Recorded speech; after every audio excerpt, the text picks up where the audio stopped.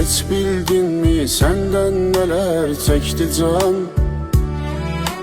Dertlerinden gördün nece çöktü can. Bir deneydi sen elə bildin çoktu can. Vicdanında kanım kalsa incime. Kar qəlbini daha necə səsləyim? Sevgidənsə bəlkə nifrət bəsləyim. Daş ürəyim can şürüdən tərsliyin. Məni səndən vaxtsız alsa incimə.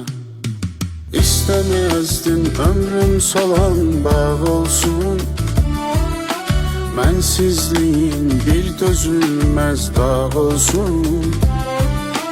Koymadın ki bircəciyi ağ olsun. Günlər sənə qənim qalsa incimə.